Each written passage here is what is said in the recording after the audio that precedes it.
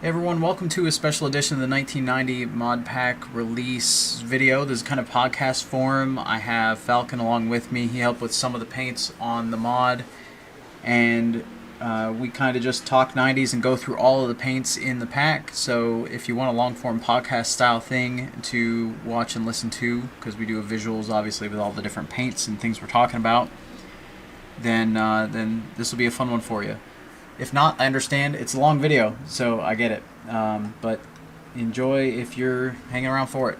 And I appreciate you guys checking this out. If you do enjoy this sort of stuff, then let us know in the comments. And maybe we'll do more podcast-style videos where we chat about old racing and cool stories from different time periods and things like that. All right, we're going to start top down, high number, low number, in that order, starting with the beautiful paint scheme. The first one you messed with, Chuck Bound, and I immediately see I need to fix that. The lining up there on the rear. We'll fix that before it's released. No big deal. And the hood ornament's off. What hood ornament? You mean the Yeah, it's the not emblem big and or it's the not. or the Yeah, logo? no, the Kellogg's logo. It's not like down and over and Yeah. it's weird. Okay, well, this one I'll make some fixes on. I didn't realize that I messed this one up a little bit. And I see the door trimmed a little weird. But that's okay. I'll have that fixed. I promise they're not all like this. Troy Beebe in the 93 ran some road races, wrecked in some road races while running well prior. He also had Taco Bell on his car at some point. I was going to do an alternate of his, but I have to get the hood logo. It was Thompson's something that I don't have a logo for. Ah, very nice. Then Buddy Baker's Publix car, which you'll notice I One of my go ahead. One of my favorites. I redid the ribbon. I found a really close to what they had ribbon for it, so I think that turned out pretty nice. I did love painting that car. Love that shade of green. Yeah, I tweaked it a smidge to match the logo because the logo I had was a different shade, but it was really close. Let's see. All right, so we got Rodney Combs, number 89 here in his early season paint scheme, and I have alternates of that, which are his later season ones. He has an Amoco car and just that same paint, but with Evan Root across the hood, which they ran in 91 as well. I do like that. That is kind of cool. Yeah, this one, it's funny because the one they ran early season, they ran in 1989 and then early 1990, and then they switched late in 90 to their scheme that they then ran in 91. So it was kind of a weird way to switch paint schemes rather than off season, just mid season, and then run it the next year. Yeah, it is kind of helpful that some teams switched mid season or went ahead and switched to 1991 schemes. Yeah. So it gave a preview of what was coming up. Yeah. All right, Lake Speed, his main Prestone one. We do have a blank version of that, the white one that was run at Daytona, which there's the final version of that. That was fun to do. Yeah, I really like how it came together with the Oldsmobile stuff. I had to put the pillar up and tie it in a bit. Then Mark Stahl in the 82. I actually figured out the font for Autobell Car Wash, which was fun. Just by chance. I found both fonts for that, which is crazy. Nice. They just happen to be using some, I don't want to say generic fonts, but regular fonts that come on every computer these days. Yeah, really. Ken Reagan's Daytona scheme. Now this one, I might make two alts of this. We have the other, when he had the eagle on the hood. Oh yeah, the one I ended up doing. Yeah, and then there's two versions. There's one where it's this scheme, but they had that eagle sponsor on it on the hood. Yeah, and then the one that you did, yeah. Yeah, the red, white, and then the yellow across the hood of the nose. If you're watching the video, that one's not in the pack as of release, but may hopefully get added. And we got Bill Sedgwick. You haven't seen the final product of this one, the Spears car. That was a cool one to do. Yeah, the number was a pain. I drew it from an angled picture, and it was angled on the door, and then I realized, oh, they have it straight on the roof. And when I straightened it out, it looked so jank, so I redid it straight. So that one became a pain.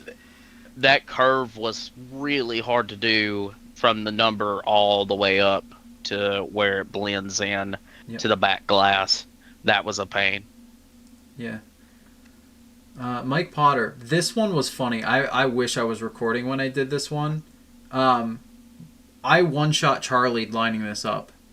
The red and the green, it lined up on both sides. It looked great, like it in one shot. The red's like a hair off on the right front, but I was so happy with it. I'm like, whatever, it's perfect. I'm good with it. Yeah, that's cool.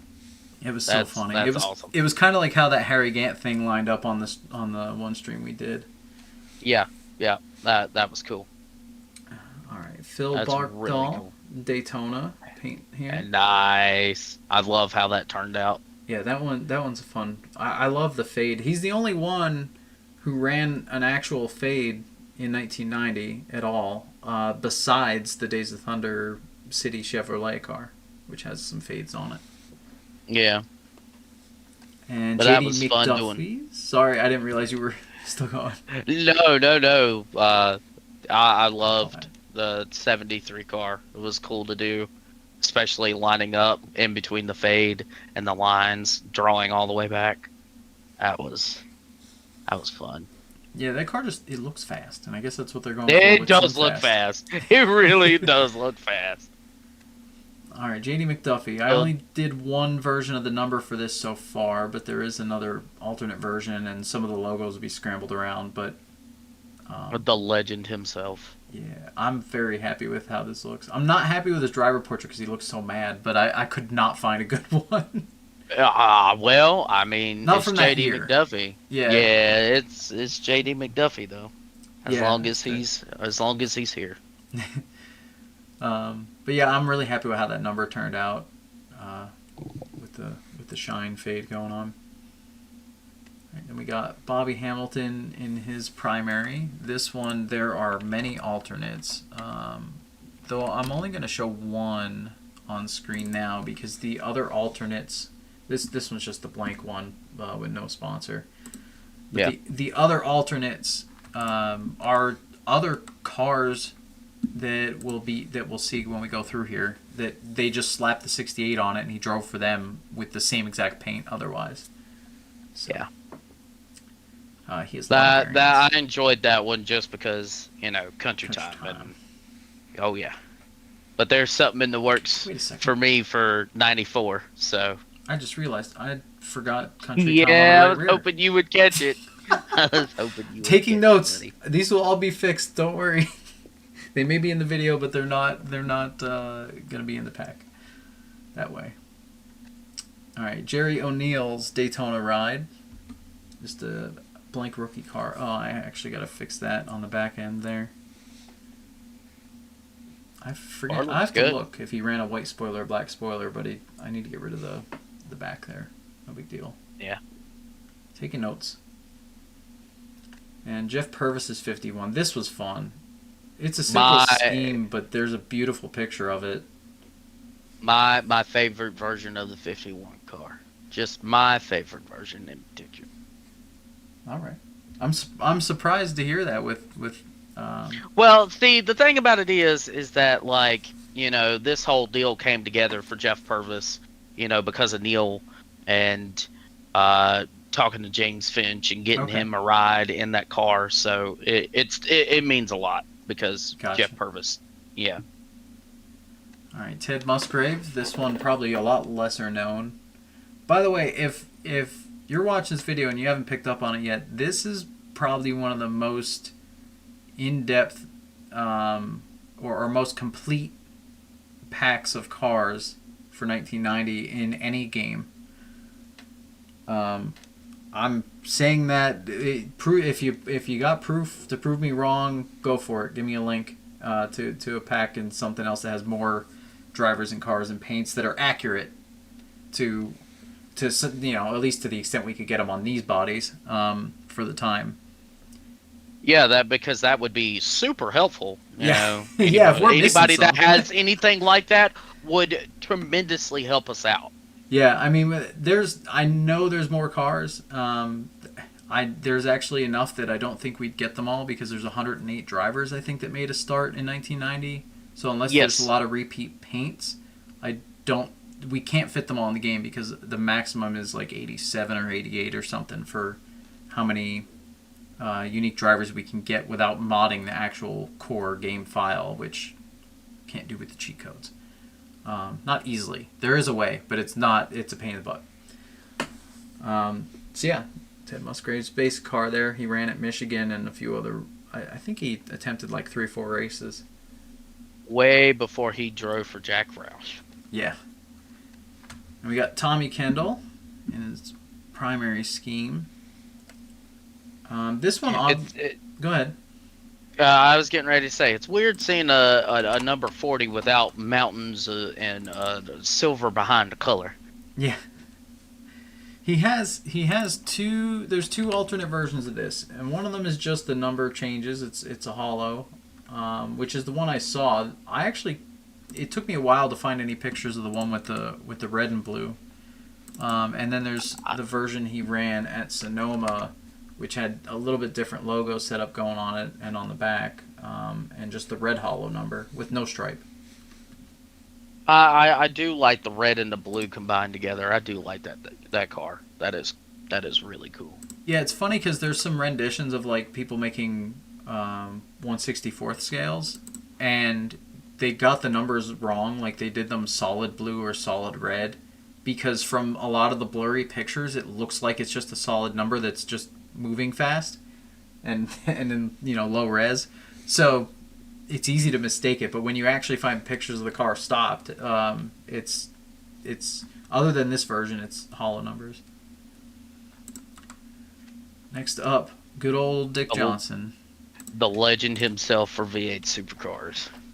Dude, and still one of my favorite clips from anything NASCAR when they interviewed him while he was stuck on a tire stack at Sonoma in 1990. That's still one of my favorite moments, just outright.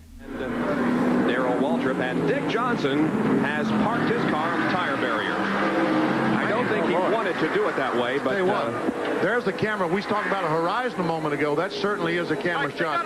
And I'll tell you what, they might not throw the caution flag because of this. I'll have to come in. You can have a look.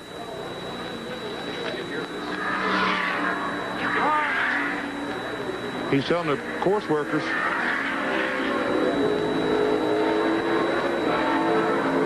Well, he certainly is not going to have traction even if he gets the engine cranked, because the front end is up on those tires. And as Vinny said, he's pretty close to the racing surface there.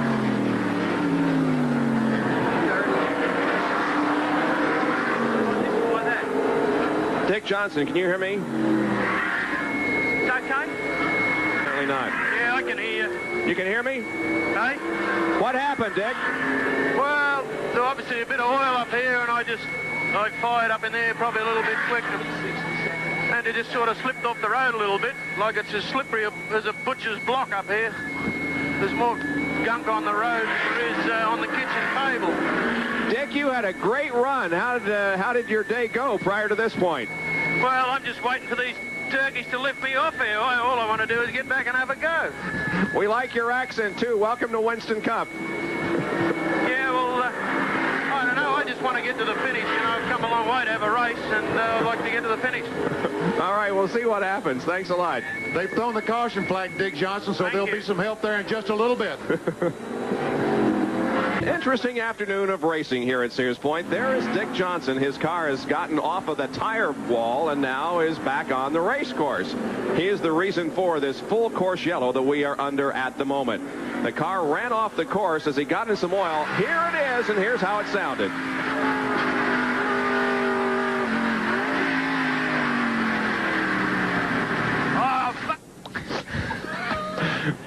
Well, he was a little upset with himself or the car or the track or something. In any case, Johnson slides off into the tires, but is back on course.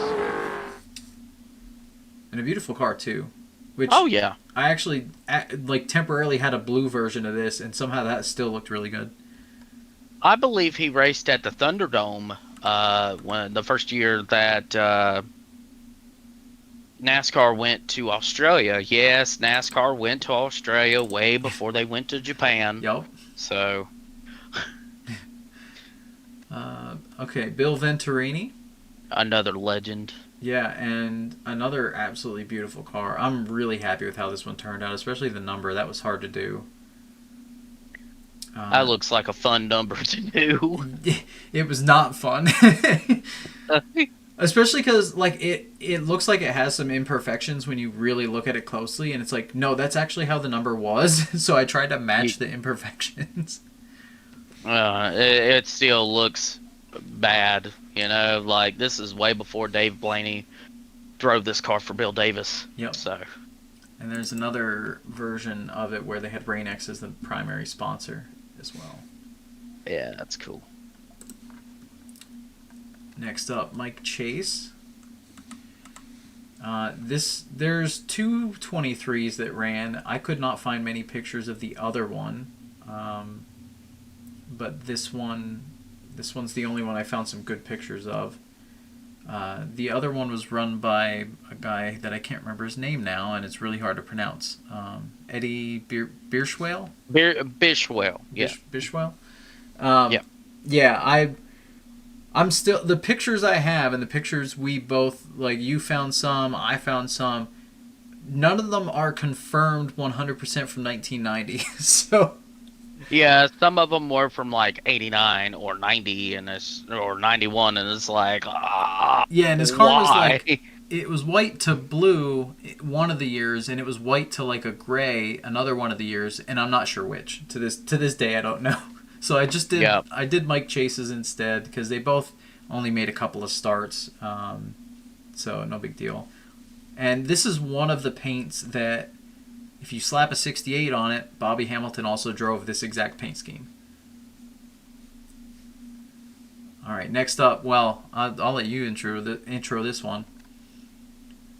The legendary Wood Brothers, and the guy that I admire the most, Neil Bonnet, drove for the Wood Brothers up until he got hurt in 1990, and he had very much success, especially with David Pearson stepping out of the car and Neil getting into the car.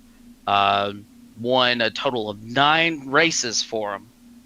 So this paint scheme itself, I went to the Wood Brothers shop up in Stewart, Virginia, and I've got to see this car with my own 2 eyeballs. Sweet. So to actually see it on the game, it means a lot. So Yeah, this one was really tough to paint, and because it's 3 different shades of red for all of the stripes everywhere on the car. So it was a bit of a pain to try to line those up nicely. I even noticed a tiny spot where it's messed up, and now it's gonna bug me. But but yeah, no. This is it weird that I actually have his driver portrait of that same portrait you have up on my wall? Just wanted to point that out, and I was like, "Oh, cool." The fact that you have that one on the wall is hilarious. And I actually did find multiple pictures of him. That one was the like in a beautiful resolution, which is the reason I used it. There were other ones where he was smiling and looking directly at the camera a little more. But this one was so high resolution. I'm like, I got to use this one. It's nice. Yeah, it's definitely the best of him. You know, like you could tell he's focused. Focus, yeah. Yeah. It may be even concerned a little bit. I don't know. Probably. Alrighty. What's Earnhardt going to do this time? Yeah. Next up, someone who shares a similar nickname to me. I hit the wrong button on my controller. AJ Foyt. The legend. And, okay, now there are driver portraits for everybody, but there is a maximum number of driver portraits the game has, which is less than the number of cars we have, which tells you just how many freaking paint schemes we have and drivers. Yeah. Four-time Indy winner. Yeah. I actually realized I need to realign some of his stripes, so note to self. This is one I did not double check thoroughly, apparently. But again, if you're watching, It looks good. it'll be fixed. It yeah, it's a solid. That red was tough to match, and I like how the roof came out. That circle he had was always cool, Oh, yeah. or that rounded rectangle. It reminds me of his IndyCar that he raced about the same time, because he was going to try to pull the double at Charlotte and Indy, but obligations at Indy. Yeah. So All right. I think he could have done it. Next up, Road Ringer, Irv Orr, who, if you've not heard of this guy, he, I believe, got 2 top 5s in his 2 road courses of the year, or he got 2 top 10s. And he was flirting with the top 5. If he didn't get them at both, he got them at one, and then I think he might have been 6th at the other. I don't remember. But he ran up front in both of those races, and it is just the Terry Labonte paint, more or less, but that's what they ran. It was a temporary team car to them, I believe. Yeah, Leo Jackson. Yep. Next up, Del McCowart. Or Coert. I don't know the proper pronunciation now that I say that out loud. Coert? I believe it's Coert. But that is a beautiful car. I do like the multiple colors on the orange, the red, the yellow, and Yeah. kind of reminds me of Neil's how it has to stack up like that. That is really neat. Yeah, this one was also a real pain. But I thoroughly enjoyed this paint scheme, like making it, despite how much of a pain it was at times. But this is by far my favorite paint scheme that I didn't know existed prior to starting this journey. And now I've stumbled on paint schemes that weren't just 1990 as well while trying to find some of this stuff. But this is absolutely my favorite paint that I found, or that I didn't know existed prior to this. And I think it's cool. And there is a slightly different version I have as well. All it is the hood logo is different, but he had Hooters as a sponsor. Actually, I say him. The team had Hooters as a sponsor. I believe it was Tim Sauter drove it. Wow, way before Alan Kawicki. Oh, wow. That's different. Yeah, Hooters Okay. was popping on a couple cars here and there. There's another Hooters car that ran in 1990 that I didn't paint. Where it was on the rear quarter of a car, but this is the only one it was on the hood of, I believe, in 90. Interesting. Okay. All right, now we're into all of the made enough starts to be considered full-time drivers. We have Butch Miller in the 98. I love this picture of him where he's just hanging onto some rail somewhere. So this scheme, they had tons of different sponsors, and I only did 2 versions of this scheme so far. They also changed the scheme. This version is the primary one, the one with the white hood and the red outline. This is what they use pretty much like 90% of the time. And just swapped the sponsors. Kept the paint scheme the same, changed the logos out. But that said, they had one that was all red. The whole car was red with a stripe, like a purple red, and more purple than this red, because this red has a little bit of purple to it. But the other one, kind of like a crimson kind of color. Yeah, it's a fun shade. It stands out. Or a maroon, yeah. Definitely does. But then they also ran, and I really want to paint this one, and I just might yet, but they also ran a Kid Cuisine car for one race at least. You are stuck on that Kid Cuisine car, man. It's cool. I didn't think in 1990, like you think about the sponsors we have, it's like smoking products and tobacco, and alcohol. Like It- that's your top 3 big hitters, and they had a Kid Yeah. Cuisine car out there. Yeah, I mean, you can't go wrong with Kid Cuisine. That's what I'm saying. That's fair. That's definitely fair. All right, next up, this is the one I think you're most proud of here, and I did tweak it Yeah. a little bit. Honest to God, this is probably the best paint scheme I've laid down this whole pack. It took me God knows how long, but it was just worth the hard work to just do this whole car. Yeah, I did redo the hood logo with that arrow thing we were talking about, but otherwise it's pretty much as is. I didn't touch too much else. I slapped his signature on the top. I actually found a font pretty darn near to what he had on the car, which is cool because that's But this is one of my proudest accomplishments. This car right here is just,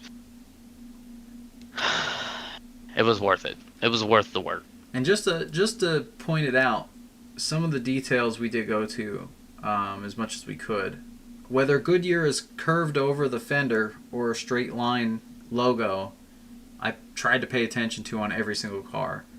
Whether the cowl in front of the front windshield is black or silver across, or the car color across, tried to pay attention to that. All those little details, like, we tried to nail as much as we could throughout. So I just want to point some of that out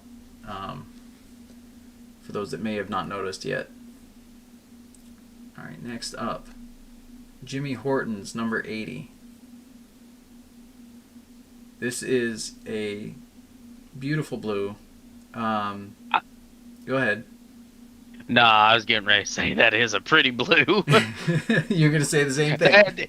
Yeah, I was getting ready to say, it kind of reminds me of a Dave Marcus kind of blue. Yeah.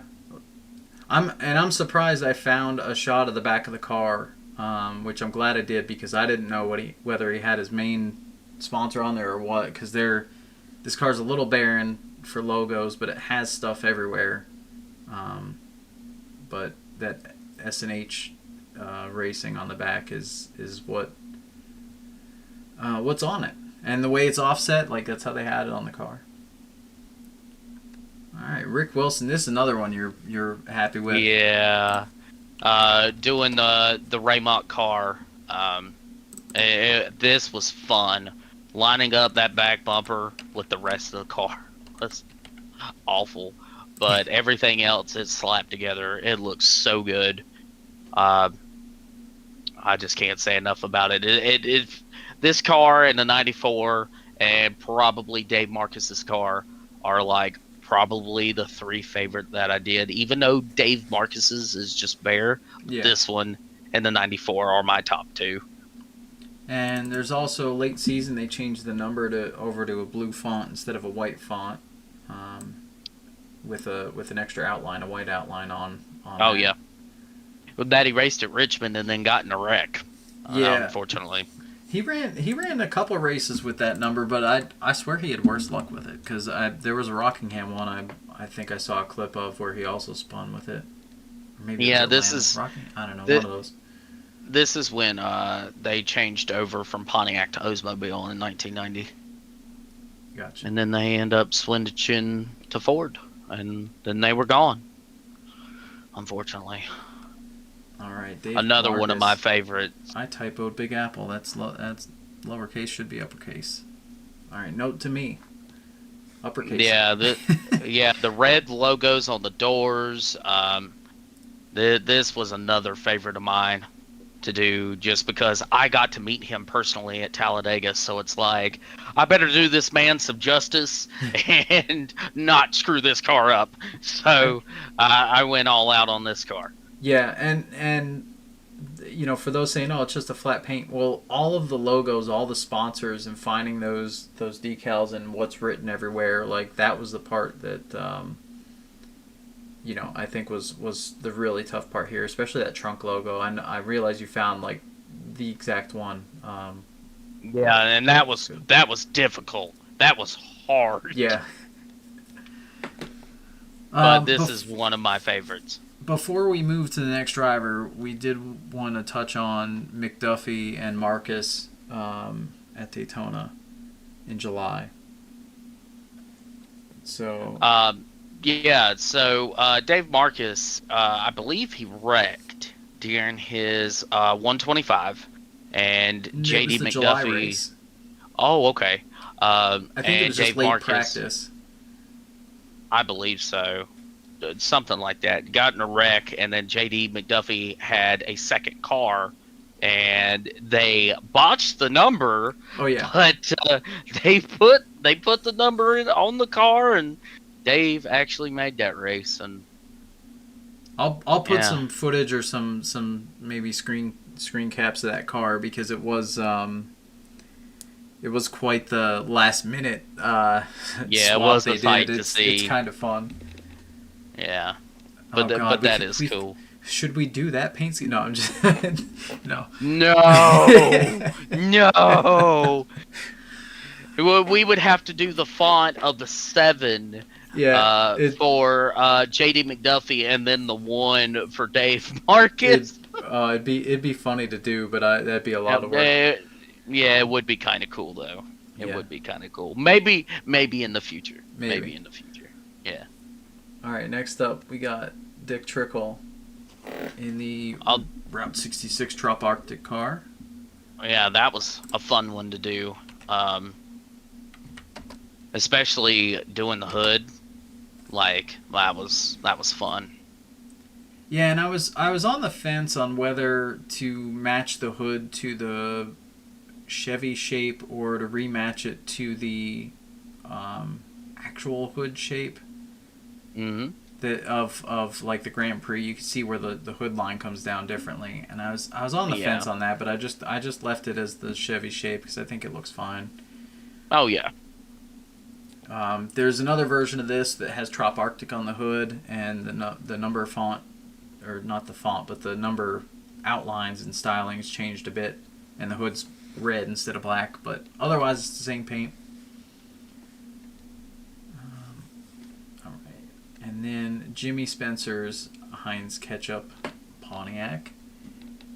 This one was a pain, and it not just because of the stripe going up the side and onto the trunk, and the way it's going around there, but at the right rear and the left rear quarter, there's different logos. Yes. Neato. Okay. All right. I see you, Heinz. And and on top of that, I had the hood one I could find easily enough, their tomato ketchup, and I only had to change like one thing on their modern one to make it match. But this right rear one, especially, and the left rear one, I had to make those. From nothing. That's beautiful. From the hood logo, I had to change them and customize them and make them. That barbecue sauce font, the thick and rich, and at first I had to figure out what it said because every picture I could find was really hard to tell. But the camera quality back then. Yeah, I think this is one that infield Bristol home video footage helped out with, if I remember correctly. Yes, it did. And the Osterlin Racing logo, by the way, I love that logo. It's just under Pontiac there on the door. Yeah, that's when Osterlin was on the way out. Yep. All right, next up, Jimmy Means. I'll let you take this one. Oh man, one of my favorite cars, and then his Napa car too that he raced. Oh yeah. Jimmy Means being from Alabama, so Jimmy means a lot to me too. So, I mean, you got two people you're gonna have to make your allies when you play this. Yeah. No, actually, like 3 or 4. Yeah, 3 or 4. So when I play this game, I'm gonna have a lot of friends. Yeah, there's also there's 3 versions of this one. I'll throw them up on screen, but there's 3 versions. It's just a number change primarily, I think, for all of them. I think one of them some of the associates changed, Yeah, so the associates changed on this Daytona ride. And then they changed the number late season to blue because I guess they figured the silver wasn't standing out enough from far away, which makes sense. Yeah, because when you see a car like that and it's got a reflective paint and it's just like, I can't tell what car's there. Another one I do like how the gradient turned out for the silver on the number. Yeah, that is cool. I love that blue though. I did it very different than the JD car, honestly, and they do look different. But I feel like they were different. I feel like this one was was less reflective and more of a solid color a little bit than JD's, which just was straight up reflective. Which I mean, you can't do that in this, but I tried to emulate it. Which is unfortunate, you know. Yeah. All right. Jack Pennington. Blind you on the racetrack. Yeah. Jack Pennington. So he's part-time, but he did make a lot of starts, to be fair. He has a lot of variations of this paint scheme, and they're mostly just logo swaps. Prego. Nothing on the hood, Prego on the side. This one's got a different font entirely for the number, but it's just a blank white car, no sponsor. I think he ran Daytona with that one. Believe he did. And then he had V8 at one point. And there's other ones. There's two others I really want to do. One of which when people do a paint scheme for Jack Pennington of the time for other games, 99% of the time it's the Kanawha insurance car, which is a very different paint scheme. Oh yeah. I honestly could not find good reference pictures of that or the logos. So I ended up just doing 4 different cars that he ran. This one was kind of fun because I found a really good shot of that Springsteen Properties logo on the hood. Oh, wow. And kind of traced that one a little bit as far as the shape and everything. So that's... And he had a green and white one that nobody has pictures of that are good. I have one stretched picture from the 1990 yearbook, and then I found one other photo of it that's like really far away, blurry, because he's not even the focus of the shot. That was a one-off race, but that one's cool because it's green instead of blue on the back, but where it transitions, it's actually like a staircase up the side. Oh, interesting. Yeah, it's very different. I'll probably throw it in the video. I don't have the picture handy to show you, Falcon, but I'll throw it up in the video if I can find it. All right. The King. From good old Randolph County, my neck of the woods. What can you say about the King that has not been said? Just look up if you're a racing fan and you're getting ready to download this. Just look up 1992 Atlanta Hooters 500, and that will explain it all. It's good. Good point. They do cover everything on them there. Yeah, they did. But it's what he said during the races. Oh yeah. Most interesting thing. No, that clip. Okay. Yep. I will say one thing about this paint though. Lining up his stripes from the side to the back up to the spoiler to the trunk, the hood to the front end, and the front end to the sides was the biggest pain in the butt. This paint scheme is the toughest one I did. And some of the ones that have like the triple stripes, they seem like they'd be more difficult than this. They really weren't. Because these, if you look closely, between the white and the red and the white and the sky blue, there's a dark blue. So that's petty blue. That ain't sky blue. It's petty blue. But like that little pinstripe thick dark blue, that blue is hard to see. It is really hard to see, and people probably wouldn't even know that. You expect a white stripe there, the red, and then the petty blue. Yep. But people don't really realize there's a dark blue stripe on both sides of that white stripe. Yeah, and when I found that out, I was like, oh no. Like, this was already difficult to try to do. Maybe I'll show the flat of the car and show what kind of trickery had to be done with the hood area. I definitely am showing Mark Martin's when we get there too. That Oh flat boy, has to be shown. Mark Martin. Oh boy. We'll get there. But on the topic of things that were said on air by drivers, Kyle Petty also had a fun thing said on air, but many years later. Very about similar. Denny Hamlin. No, Infineon. Oh wait, was it Hamlin? Yeah, it was Denny Hamlin. Yeah. And, oh God. It's the same. It was basically the same quote. Jeez, man. Like father, like son, I guess. Yep. All right. Oh, man. This paint.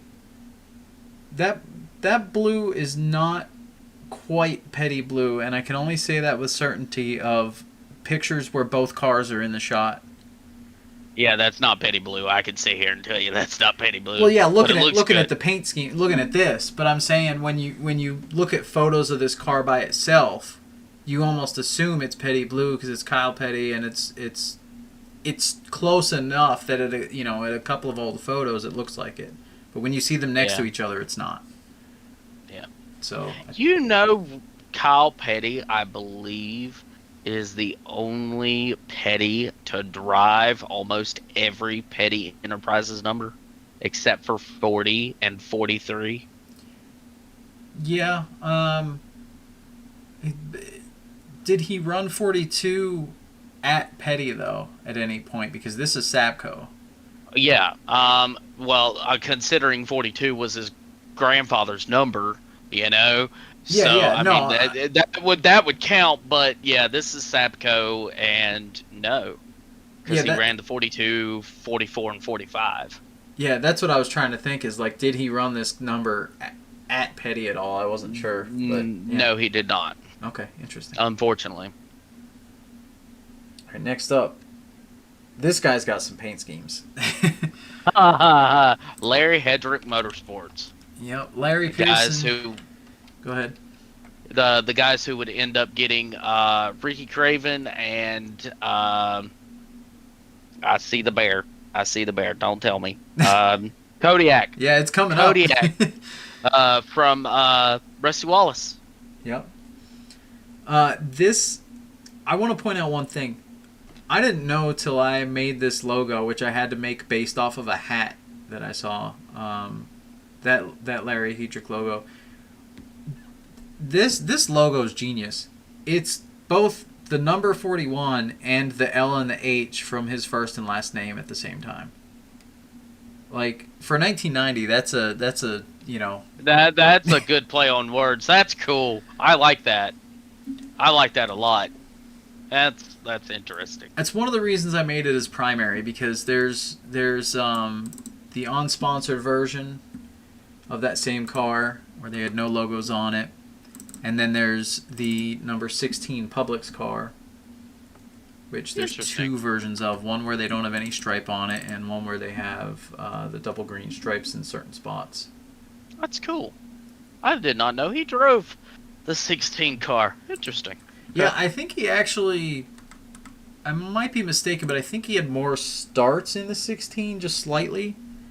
Mm-hmm. But he had more attempted starts in the 41, so I don't know. Take that as you will. Interesting. Okay. All right. I see wrong. you, Larry. I don't have the stats up. I might be wrong, but I think that was the case when I looked his stuff up. Yep. All right, now my favorite, the legend himself. I have a few Harry Gant pictures hanging up in my house, a couple autographed ones. The guy from literally probably like an hour and a half down the road from me, 4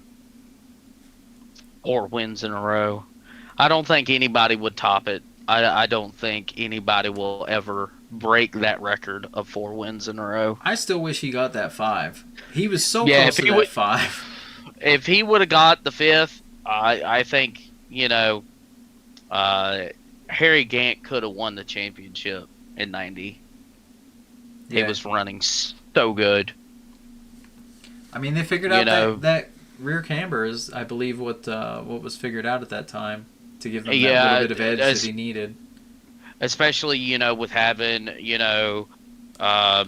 who he had as a crew chief in Andy Petrie, Yeah. and the success he went on to, and I think if Andy Petrie and Harry Gant would have stayed together, they would have won a title. I think They so too. would have won a title. I would have put money on it. I agree. All right, next up we have Michael Waltrip. Oh God, a young Mikey. Young Mikey. Max, a dual primary sponsor, by the way. From the same company. Yeah, from the same company, which makes sense. But I don't know. I'm sure there's other times of it, but I can't think of any time there's been two, at least that big, two different sponsors on the hood that were both like, big parts of the paint. Oh, well, unless you count his Kool-Aid scheme and his Country Time scheme. Yeah, again, besides Mikey, besides Mikey's cars, I can't think of any. Wait, is that an homage to what he would later drive in the future? If you really look at it, I'm not. Are you saying because it's blue and yellow with red as a highlight? Yeah. There is a second version of this, by the way, which I would show, but it's actually the back of the car is the only difference. They had one where the back was Country Time and the stripe curves up, I believe. I forget exactly how it goes. It's different. Yeah, that was very few selective starts, though. No, yeah, but that one, it appeared enough that I did that version. There's another version that had one start, I think, at Richmond early in the year where the number was orange instead of white. That's interesting. Some weird, yeah, it looked terrible.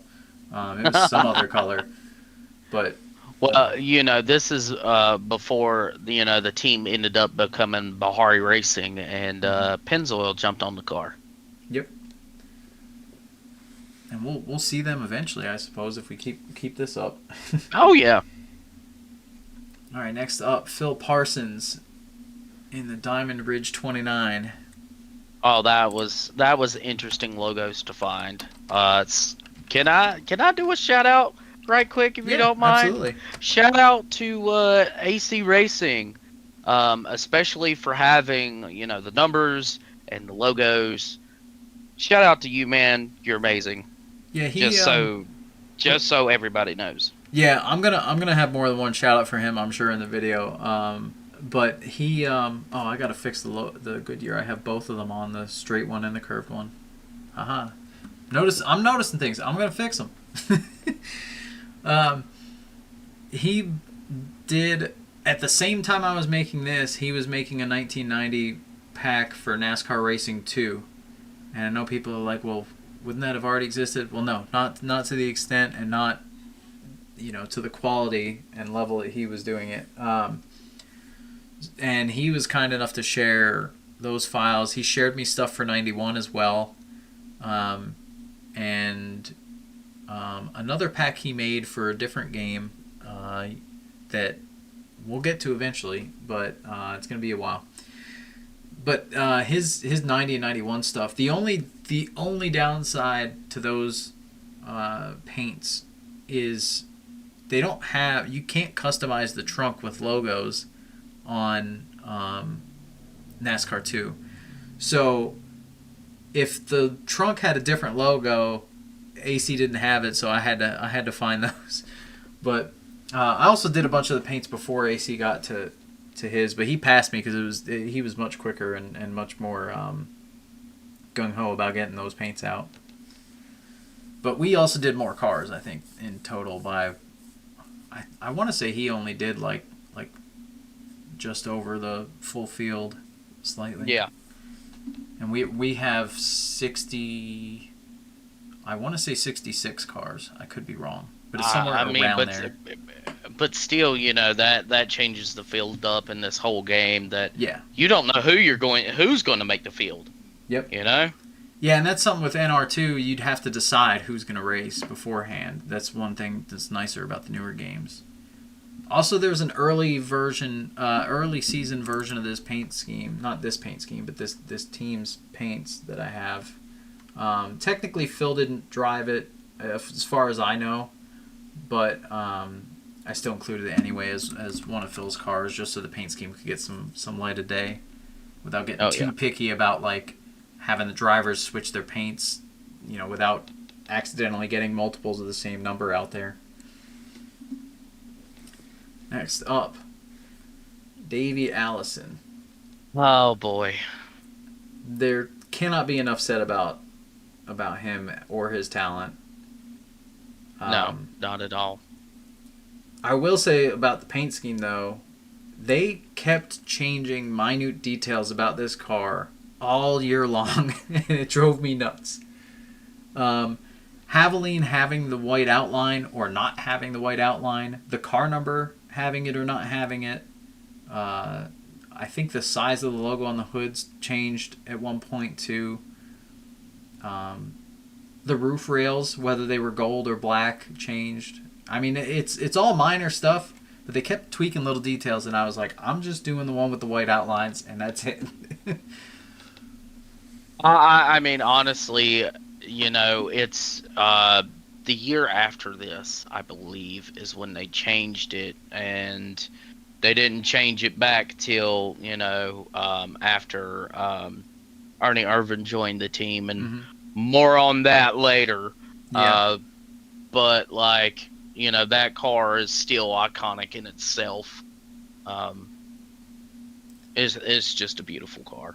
Absolutely. And on the fine details, I had to customize the contingencies because they had them placed differently so they could fit their giant 28 that they have on this paint scheme while still fitting the contingencies. So that right guard and Earls is normally stacked, and they normally aren't as crowded as they are right in front of the number.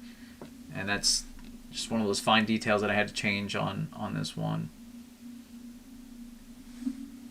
All right, next up, another black car with a bronzish, or I don't know what color you want to call that, khaki highlight. Oh boy. What do you mean, oh boy? I can't stand Rusty Wallace.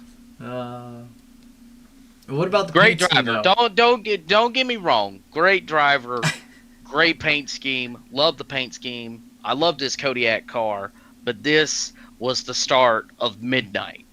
The car that would appear 2 years later and just whoop everybody's ever loving behind, and nobody could beat that car. So this is the start to that car. Yeah. There is a slightly different version of this that he ran for about half the season, where they changed the number to be white. Again, similar to Jimmy Means changes his number just so it would stand out more. Because again, from far away, that it's the same colors down here. It just blends in. All right, moving swiftly along. Brett Bodine's Kenny Bernstein. Brett Bodine's 26 Quaker State machine had some controversy around that. Was it 9? No, it was a different year, I think. It was 89 when Larry McReynolds told NASCAR officials that they were in the lead, and Earnhardt argued that case, and they took 15 laps just to try to get the order back in place, and yeah. Now, on the bright side, though, that was at North Wilkesboro in 1989. In 1990, he wins at North Wilkesboro. So they did get redemption in a sense. They did get the win they deserved, granted, in their minds, and what really happened, who knows. But yeah, that one kind of came back around. Next up, Kenny Schrader. One of my favorite guys of all time to race for Hendrick Motorsports. Absolutely. Kenny's one of the most down-to-earth, chill dudes. Has some of that. You guys, today, are quoting Kyle Busch every other week in his interviews, or, things that different people say. Kenny Schrader was the interview king back in the day. Him and Earnhardt both. Yeah. I mean... Go ahead. I'm sorry. No, you good. You had to. You would have to try to find an interview where he doesn't say something funny or something interesting. That's like one of my favorite interviews. Earnhardt didn't make the Busch Clash in 1990, so they were interviewing Kenny Schrader, and all of a sudden, here comes Earnhardt. I'm the defending champion of this race. No, you didn't compete in this race. I'm the defending champion of this race. And Mike Joy and I believe it was Chris Economaki going back and forth between the two of them, and it was awesome. That's funny. I will say my favorite, and I've told the story elsewhere, but my favorite Kenny Schrader interview, I don't know what year it was exactly, but there was it was at Pocono, and there was a crash that he was involved in, and he goes to the care center, and or whatever, all that stuff gets checked out, and then they interview him after the wreck, and all they posed him was the basic question of Kenny, what happened? And Schrader goes, well, my spotter said wreck in turn 1, so I did. How do you the fact that he even came up with that? That's Kenny Schrader in a nutshell. Yeah, that's like my not to diverge from Kenny Schrader. That's like one of my favorite Neil Bonnet quotes. Is that from Atlanta in '93 when he raced for DEI among all places. And he got in a wreck, tire went flat. He goes to the medical center, comes back out and goes, yeah, I tore up Earnhardt's car. We're supposed to go hunting later. Hopefully I make it out. Pretty much. I hope Earnhardt and Teresa ain't too mad. I tore up a car. So, he played it off too, so... drivers back then could have more creativity and freedom to speak, speak their minds. And now it's just like, no, you can't say that, or else, you make the sport look bad. Social media will blow up, and it's just like. Yeah, and even back then, the announcers would sometimes call NASCAR out right then and there on the broadcast and be like, well, that doesn't make any sense. They should do, they just, if NASCAR slipped up, drivers would say about it, the announcers would say about it. There was no filter on any of that. Prime example, Mike Joy. That's all I'm going to say. It's just Mike Joy. All right, next up, we have Rick Mast in a nice Napa car that he ran a few races in. I have 3 paint schemes for him, and I could do like a 4th or a 5th even, but he ran an Alka-Seltzer car, number 2, and at a different time of the same year he drove it. I believe he drove it with V8 on it as well. Although I know Ernie Irvin drove it with early season with no sponsor and then with V8 on it, but I think V8 kind of stayed on with multiple drivers, including when Rick Mast wasn't in the car anymore. I forget who drove it after him in that season, but a lot of people were in that 2 car. I think the total driver count, the 22, by the way, is a team car to the 2 car, so it's the same team. But I think the total driver count for 1990 for the number 2 car was like 9 or 10 different people. Which is insane. So I just put them on Rick Mast because he had, I think, 10 starts in the 2 and then about 4 or 5 starts in the 22. So that's why I did it that way. All right, next up is a paint scheme you might recognize. So go ahead. This is after race 5 at Darlington. If Neil wouldn't have gotten hurt with almost a life-threatening injury, suffered from pneumonia, was out of the car for, I would say, a good 2.5 years. And Dale Jarrett took this ride, ended up winning his first race at Michigan against Davey Allison, in 1991. But I believe that if Neil wouldn't have gotten hurt, Neil would have won a whole lot more races for the Wood Brothers. He'd be up there with David Pearson as far as like wins go, but really, just they had a really good team, and the people surrounding that whole entire team, and Dale being put into a situation that, you know, taking somebody else's ride and doing the fantastic job that he did for the Wood Brothers is beyond belief. Yeah, I couldn't have said it better. It's the other thing to note, while the version of this that's public has Jarrett in the 21, I personally, I'm going to be doing a what if kind of, I'm doing a multi-year career long term, and it's going to start in 1990, and it's going to be a little bit of a what if. So I'm going to have Neil Bonnet run all of 1990, and I'm going to have Dale Jarrett instead go to the car that you had told me he was supposed to be in at some point of the season, which is the Diamond Ridge number 29.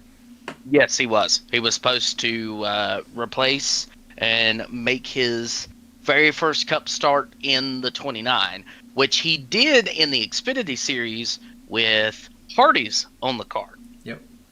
So I'm gonna do. I mean, and this is something anyone can do. If you download the pack, you can change the paints around.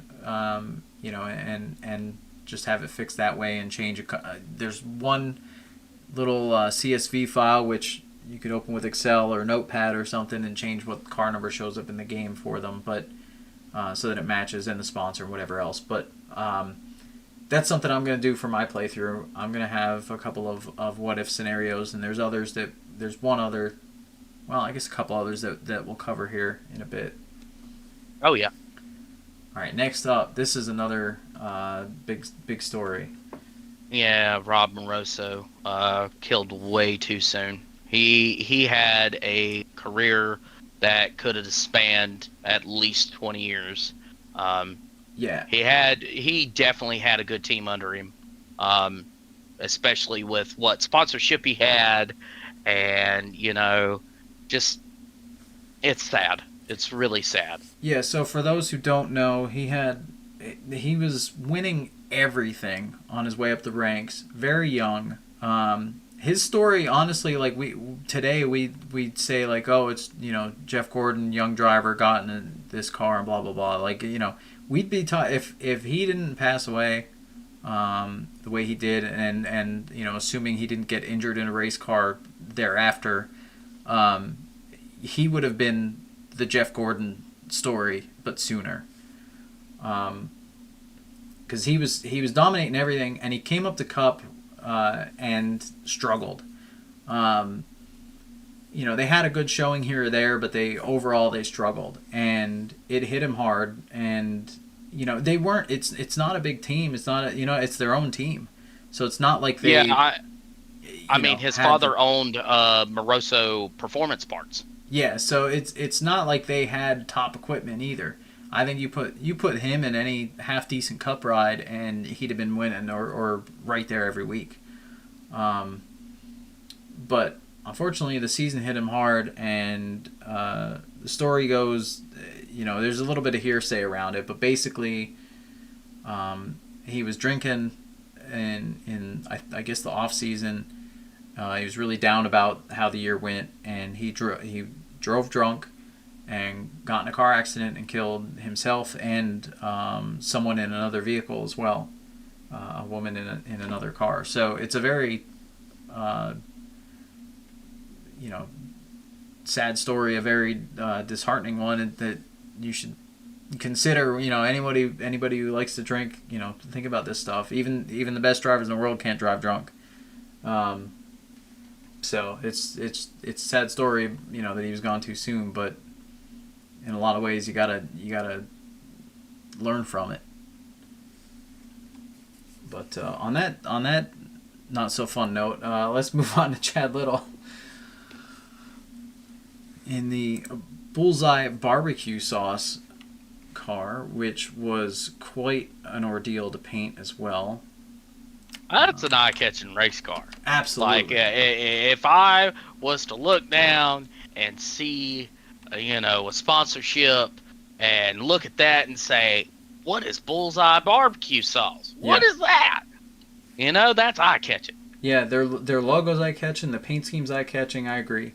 And there's some alternate versions. They made this one here, they made it a little clearer to see the Bullseye logo.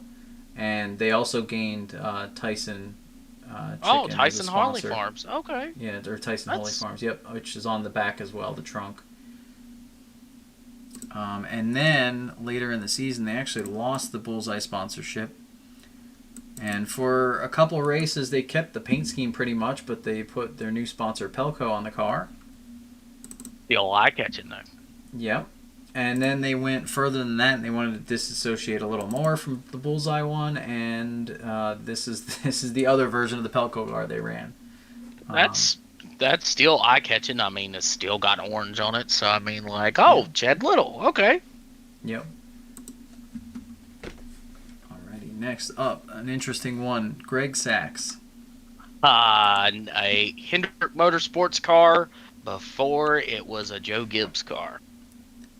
Yep, and the other interesting part of this is the way he got a ride essentially with the team was partially because of Days of Thunder.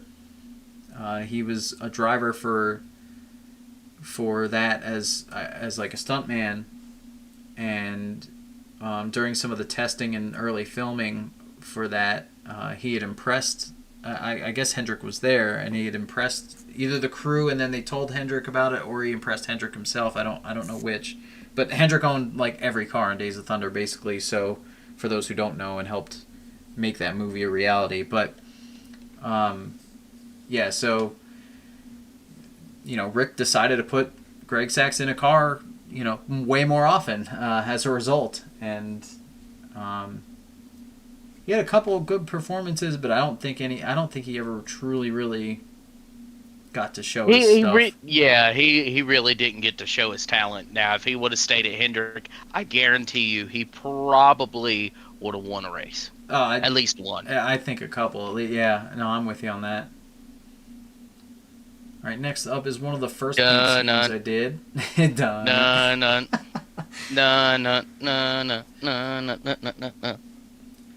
This is one of the. I mean, I started low numbers and went to high numbers for the most part, and cars that started all the races versus less. And let me tell you, the amount of variations of the Tide logo that they have just on this car alone, and versus the Tide logo now, they actually changed a couple small details that I have become very knowledgeable of, though I wish I didn't. There's quite a lot. But this was still a fun one to paint. And I mean, I invoke my Fifth Amendment right. I'm not going to speak about Jaws. Fair enough. And there's a couple little details about this one that I could do a little better with the paint. You can see it on the back window there because I redid those. The thing was, I redid the Chevy rear window. I redid all the rear windows later on with painting them. So with the old window, this lined up perfectly. With the new window, it does not yet. Maybe I'll fix it. Maybe I won't. I don't know. But it's still a beautiful car, though. Yeah, absolutely. Yes, it does. We just need to slap a 5 on it and call it Ricky Rudd. In due time. All right, next up, Morgan Shepherd in a beautiful number 15 car.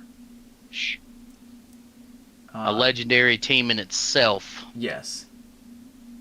For those who don't know, that is the same team that Bobby Allison drove for. It is... Oh, goodness gracious. I forgot the team name. I had it, and then it went blank. I'd have to look myself, goodness. So well, actually, I can look. Hold on. Bud Moore. Yeah, Bud Moore Engineering. Sad how they went out, too. Unfortunately. Had a very competitive ride. very competitive ride. Yeah, Week in and week out. If you don't know much about Morgan Shepherd, and also you want to learn why, by default this pack, once the tool gets updated, will have Morgan Shepherd and Alan Kawicki as rivals for season mode and race now mode. Yes. You need to go watch the end of Atlanta in the spring. They Morgan should have won a race. He should have won, I think, more than one race with the pace they had. Yeah. But and they were competitive. yeah, They could have way more races. Heck, they could have won the championship for how quick he was for most of the year. Yay! Oh yeah. Oh God, yeah.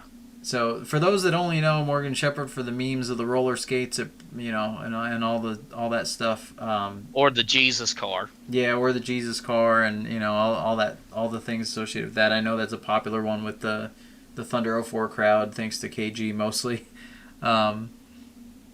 doing his Morgan Shepherd playthrough. But yeah, no, if you don't know, he was a tough racer back in the day. And respectable too. But. Oh yeah, he definitely was. And then after Jarrett left to go drive for Joe Gibbs, Morgan took the 21, and then Jeff Bodine took this ride until unfortunately 1993, which was sad in itself. Yeah. True.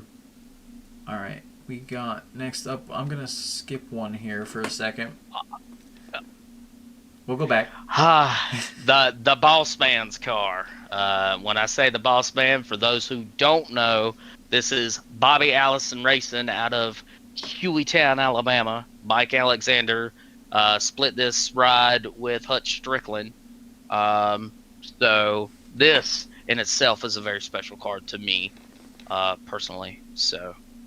Yep, and I only have them set as fantasy so that there isn't two number 12s racing together at the same time. That's something in the pack. You could change that as you want. You could change whether they're, Mike's racing or Hut's racing or whoever. Or you could run both if you don't mind, two number 12s out there. But if you really want to, but yeah. Since Hut made more starts, I put him in the car, and you'll see the paint scheme changed, both shades of red and a little bit on the back there. One of Hut's best finishes was third in that car. Davey ended up winning the race, and Hut finished third. So for Bobby Allison, that was the best finish of the team in existence. And if AC's watching this, he can attest to the text and the logos on the back being a big question mark for a while that everybody was digging into to try to figure out for a few days. But for me, that was easy. I figured it out. So yeah, and it's funny because months late, like 2 months later, I found a better picture of the back end too, that just made it clear as to what was there. So it was kind of funny. Also, that rear bumper that they painted or decaled to look like a regular bumper color was kind of fun to do. Oh yeah, that is cool. They didn't wrap it around either, though. They had it as flat as I did it, which because I thought about going around the edge there, but they didn't. At least by the pictures I could tell. That's still neat, though. Yeah, I really do like that paint scheme. All right. We're almost to single digits here. Oh boy, Junior Johnson. Oh boy, he goes. The great team owner, won so many titles with that car, and Denny Hamlin can't even live up to that legend. I'm sorry. He'll probably never win a title in the 11th car. Just so everybody knows. But wow. This 11 car has won, I believe, what? Six? 3 with Yarborough, and then 3 with Darrell Walter driving that car. Yeah, and I feel like if Bodine had more time at that team, I think he Ooh. done a lot better. Oh yeah, for real.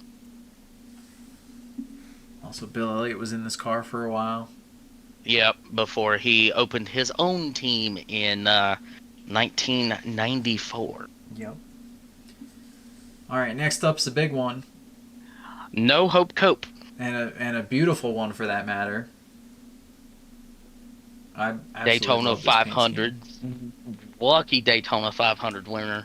Well, okay. In his defense, he ran. He was in the right place at the right time. I can't even be mad about listen, that. for the final position to win the race, yes. However, he was in the top 5 the entire race long, and he had he was the second best car driver combo on the day. Well, I mean, considering that's a Hendrick Motorsports power plant under that hood, yeah. Yeah. Yeah. But I mean, Daytona's as much about aero too, and Oh yeah. you know, the fact that they had their stuff figured out that well too was impressive. Oh yeah. I mean, he probably had a lot of help from the Hendrick guys. I mean, I can't call him No Hope Cope really, because Derek is such a really nice guy, and really, he was just at the right place at the right time. Well, I have two things I want to say. One's unrelated with the paint scheme. The associate sponsors. If you look at pictures of this car leading into Daytona, it had way less logos on it. Rain-X was not on there. All those little associates that are on, like, you know, behind the number, they weren't on there. All of them jumped on last minute before Daytona, before the 500, because they were wheeling and dealing sponsors and showing their stuff in the, in the 125s and qualifying and all that. But the thing I want to say on the No Hope Cope and like he got lucky, he won another race that year. He has 2 wins on 1990, and Dover. Yeah, he won. So he won Dover later in the year, and Dover is not an easy track. Oh God, no. So, for anyone who ever has thrown shade on Cope, I say, give the man the respect he's due. That team, they worked hard, and they got more than just one win. And then they ended up losing Purelator later on, and yep. that's what really, shot them away, because they would have kept Purelator. I think Derek Cope, with the help of Hendrick Motorsports, they would have had a team. They definitely would have had a team. Yeah. For 1991. Purelator said see you later, and it did not end well. Yeah. And that's my one and only pun allowance for the video. All right. Oh, no. you're... God. I dreaded this moment more times than anything. Oh, God. I will say one. I want to say one thing about the paint. Well, two things. One, I gotta fix the stripes up by the rear window. Again, I didn't finalize the windows until later on, so I may have to touch that up. Still a beautiful car, though. Yeah, absolutely. Though the one thing that I cannot unsee once I noticed it, and for anyone who doesn't want this car ruined on them, maybe skip ahead like 10-20 seconds in the video. Till you see the next car, but that font, that car number is so derpy looking. When I drew it up based on a photo, I was like, this looks so wrong. It just doesn't look. And I looked at other photos to see if it was messed up, and it was. It just is though. That's how that number is, and it looks derpy as heck once you notice it. Until you really look at it though, you won't notice it.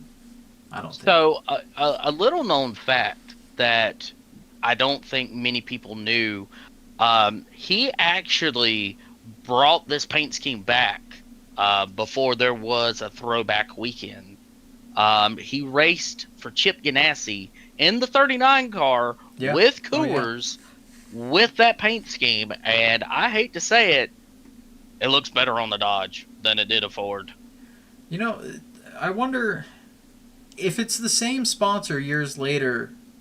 does it count the same as a throwback if the sponsors It like would- we want to paint it the same we always did? Yeah, it would. It would technically be a throwback because Coors came on board, I you guess they know, had other because they paints were then, too, sponsoring, you know, Marlin. Sterling Marlin too, and it was just That makes like sense. a reunion of, you know, Melling, a throwback to Melling, a throwback to Coors, you know, throwback to fans that remember this car going 212 miles an hour. And a way to But, make I mean- the paint stand out between the teammates rather than painting two of them alike or whatever, like some teams, Yeah. some sponsors do. Oh yeah. One other thing about this, they at one point there's some photos of it online. They put the number on backwards on the roof. I don't mean upside down. I mean backwards. I don't even know how you do that, Oh boy. but there's some I pictures guess- of that. I guess the guys in Georgia don't know how to put their numbers right. Yeah, I mean the thing is, back then it was more likely paint than it was decal, but like yeah. I really wish I could be like a fly on the wall through that weekend to see, from when the car was painted to when somebody points it out to them, to see how long they went before they noticed it. and see, the thing about it is back then, they did paint the cars. I had a discussion earlier today with my brother about this, and wraps didn't really come around till like 2015, 2016, and a little later. But like, I mean, you had decals way like before wraps though. There's kind of a midpoint. Yeah. But the whole car was stickers. The car was painted, and then they just threw on stickers. So it's like, one little error like that ain't really, a huge, massive deal. Yeah. You could just like peel it off and then put the number back on and, make it right, Yeah. But if you painted it or you didn't notice till it was on for a few days, you were stuck with it. Yeah, you were in big trouble. Alrighty, next up. This is one of the first paints I did. Man, this one took a while to do. It's one of my favorites, really. Oh yeah, it's simple, but it's a beautiful car. Oh yeah. Until you get later, and then the whole car turns that Hershey's brown. That's fun. I don't think I would have hated this one if the whole bottom portion was that. Yeah. Rather than the white, especially it'd make the number stand out on the door a lot more too. But oh yeah. I think like leaving just the white on the top. I think I would have liked that. Also, there were a lot of cars that had the white top and the white beat post where they left the Buick text mostly white with an outline, and man, you can't see it in pictures. Like it's so just like you can barely see it here from different angles. That's how it was on the car. I don't know why they did that. Simple times back in the mid '90s. I mean, like, I mean, it's crazy. All right, Cole Wiki. Oh man, can't really say enough about him. Yeah, there's on the paint scheme. There's two versions of this: one with and one without Napa logos, because Napa wasn't on for at least a chunk of the season. Yeah. This was another fun one to do. Actually, I said there weren't any others with gradients. This one has a gradient. It has a couple different fades, but that's just part of the Xerox logo. But that, honestly, 10 out of 10 paint scheme designed by Xerox or whoever designed it back then. Oh yeah. Simple, but stands out. It does stand out. I mean, you could see this car from a mile away coming up. Yep. Alrighty. Oh man, the fun time I did or did not have with making this car work. Favorite coffee, by the way. I love drinking Folgers, but this paint scheme, it looks like it took a lot out of you. Yeah, I mean, I love the paint, and I had plenty of really, really, really high resolution photos because somebody had a car or had this car for sale on an auction site with HD photos, and they took dozens of them. So I had all kinds of reference photos, and you could tell by a lot of the contingencies that or associate sponsors that are behind the number there that are not on any other cars that I was able to get everything I needed for this one. But looking at the flat and seeing how you make a straight line on the front end of this car by making it curve, and then having to line this up between the hood area, the fender area, the A post, the hood, and then I even had to put a little bit of stripe on the trunk area as well. I didn't have to do the gold, but the white and the black part of it to get that all to work. It was a pain, but it's a beautiful paint. So, it also taught me a couple things about how the paints lay out on these, in this game, especially for the Chevy body. So, I did end up kind of using that technique for a couple other paints we already showed. The 98 being another example. That Winn-Dixie car has the hood outline. The number 0 has the stripes going. So I use that same. I kind of use the 6 as a guideline for a lot of them. All right, we're coming down to it here. Oh man, Ricky Rudd. Ricky Rudd in And another Dale Earnhardt. another beautiful car. That I found the Superflow jug here, which Nice. Okay. yeah, that was a good find. I was really happy when I found that, which they have on the C post there. But you can't tell it's Superflow unless you're standing next to the car, though, is the only thing. I mean, they got Superflow everywhere else on the car, the sides and the back. Oh yeah. Yeah, But him and Dale Earnhardt, oh my goodness. Yeah. Mm-mm. I mean, the fact that he was in the 3, got ripped out, held a grudge for years, and nobody really, it wasn't really talked about. Yeah, and there is Dale Jr. talking to Ricky Rudd about that, and it was a bad situation for the Rooster. So I mean, I just realized we skipped the topic we meant to cover. Also has to do with Earnhardt. Is Mark Martin in the championship? Oh boy, yeah, Mark Martin mathematically would have won a championship if it wasn't for Richmond and a carburetor. So technically, what Mark Martin did, his team, they welded together the piping that goes up, and the carburetor sits on top of it. So it was legal, but NASCAR deemed it. The rules read. Yes, the way the rules read, but the way NASCAR interpreted it was like, no, you can't do that.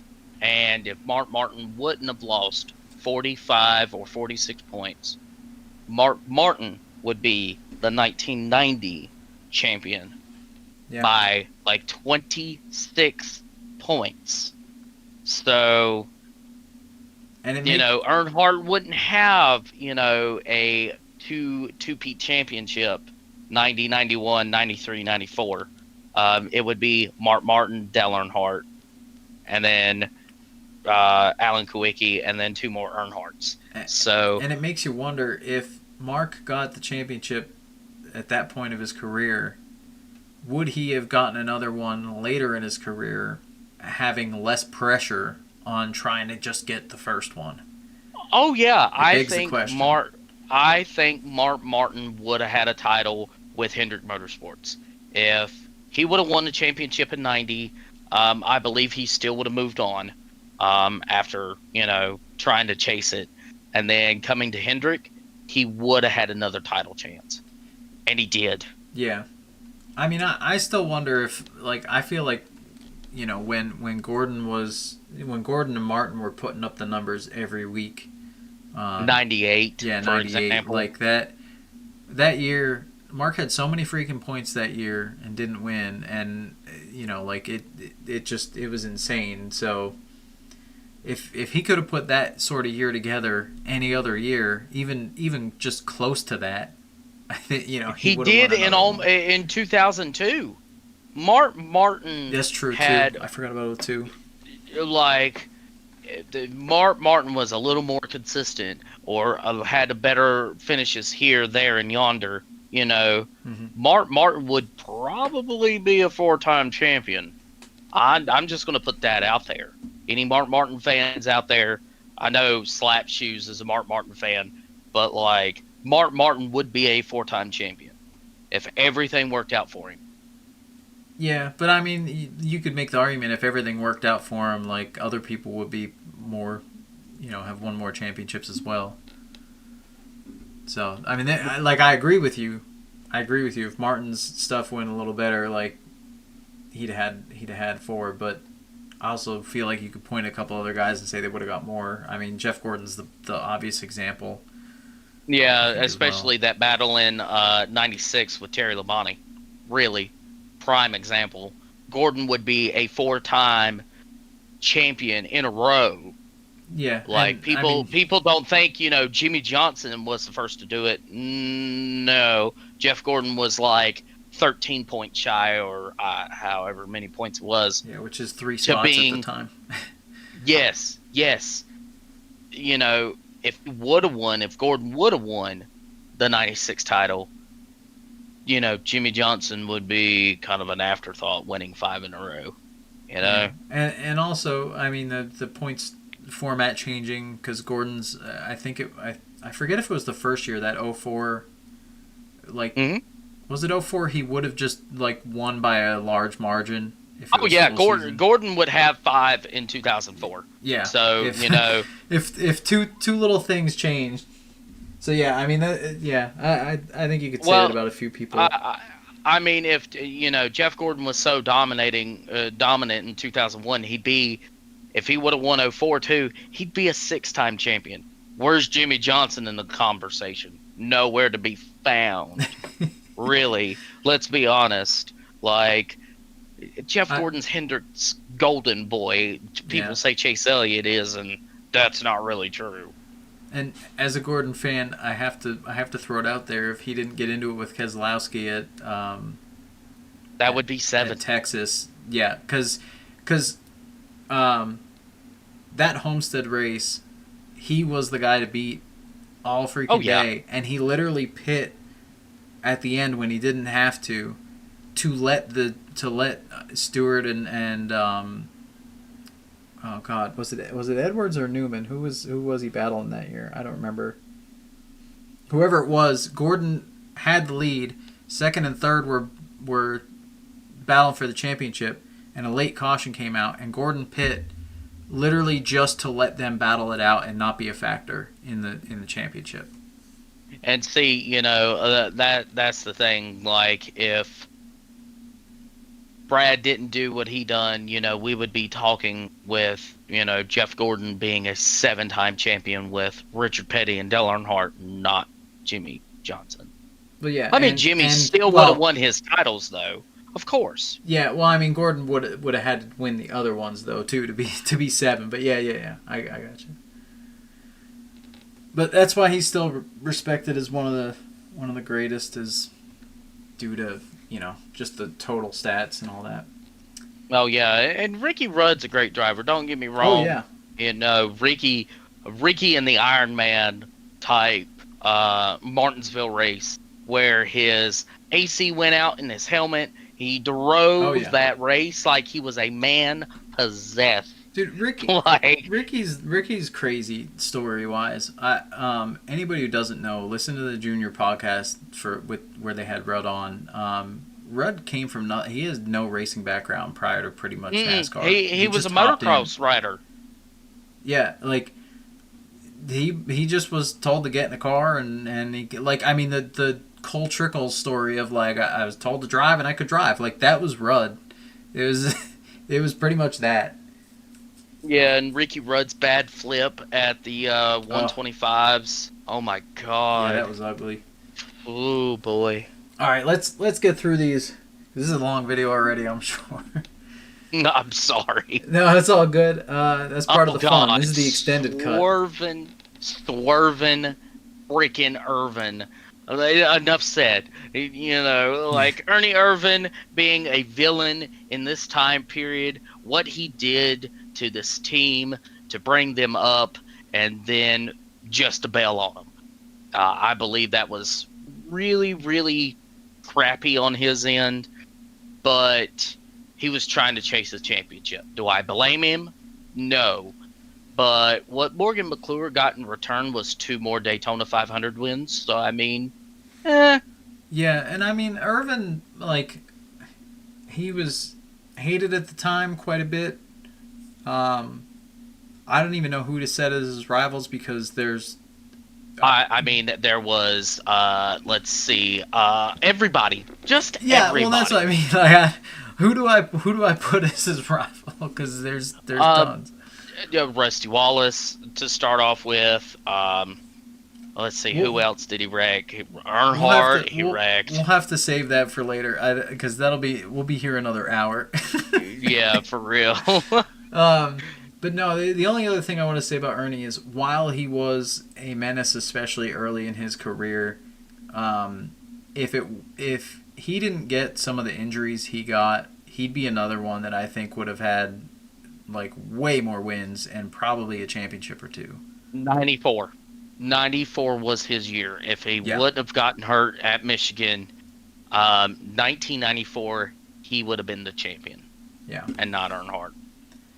And that's, it's unfortunate. Part of the time period is the amount of injuries that decided championships. And that's something that, like, when people look at the stats, the standings, and they just glance at the stats and they say, oh, well, Earnhardt won by like 250 points, or whatever the case is. When you look at those stats, you don't know. Darrell Waltrip missed a good chunk of the season in 1990. Neil Bonnet got out. Like, there's every single year you look at in the 80s and early 90s, somebody who's a major factor and a threat for the championship got an injury or even died, the year prior or whatever. Like, that stuff was happening far too often in that time period, and it's crazy. Like, this is why the what ifs are so interesting, of like, what if these people didn't get injured or died or whatever. It's just that there are so many people that would have been factors, and we would have had so much more competitive championships through all of those seasons as well. And that's partly why I'm not a fan of the chases. Like, if we have a blowout these days where it's so rare that somebody gets injured or misses a race for any reason, like Kyle Busch. Yeah, like if somebody has a blowout season where they destroy everybody in the points, they earned it. This, like, in the modern day, because everything's so competitive and so close, and nobody's like missing Carl races. Larson did. I mean, I believe he won 10, 11 races one season, and was like, he still didn't win the championship, and it's just like, why? It was that year he looked like a late 90s Gordon, and yeah. Anyway, last two here. So, what can you say about it? What can I say about it? The greatest driver of all time. Really, Earnhardt being Earnhardt, who he was, especially as a driver, especially as a car owner, as a friend, like Neil, he would do anything for you. He would play the cruelest practical jokes on you. Yeah. But if he felt like you could take it, he would be your friend for life.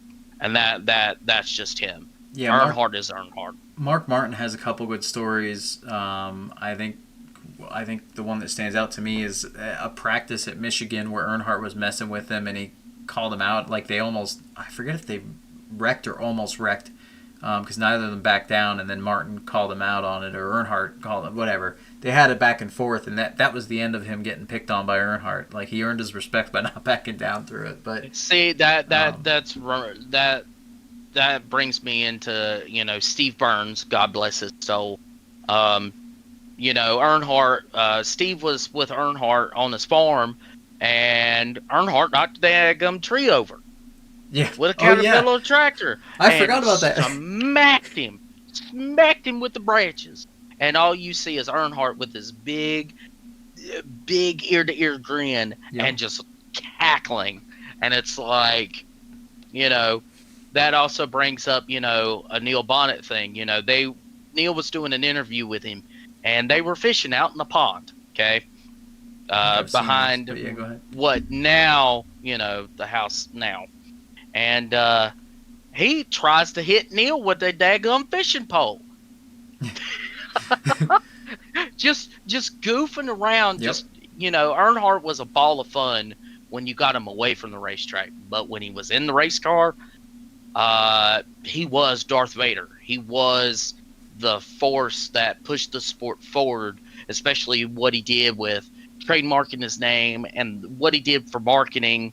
And what people don't realize, him and Jeff Gordon, they had that rivalry on the track, but the thing about it is that it was planned that way.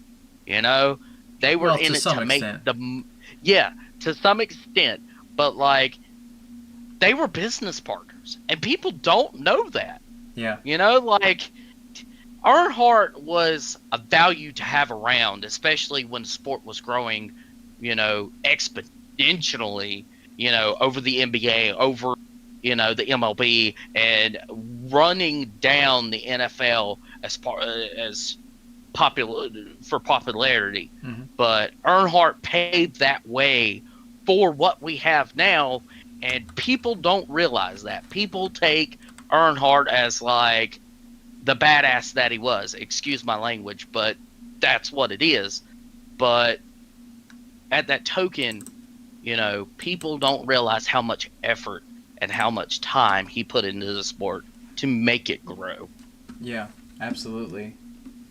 And I do have two other versions of this paint slightly that changed the back end of the car, where they had the Quick Lube Plus and then the Mr. Goodwrench Quick Lube Plus on there. Otherwise, it's the same paint. The other thing, I want to see if you can recognize what his portrait is from.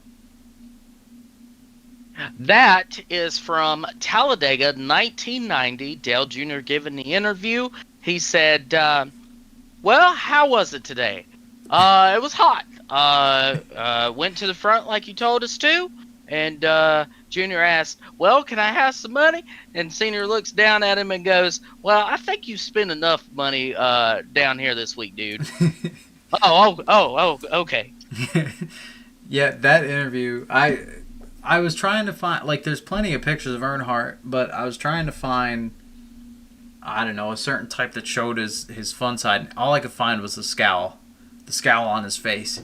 Or him, the only time he was smiling was with a trophy, and I'm like, I want one with him, not with the trophy taking up the picture. Just being genuine. Just being and that was it. Dale. I mean, that interview was it. That was such a fun moment to be able to be a part of, as like whether you're a fan or not. That was a fun moment. All right, last paint scheme, last car.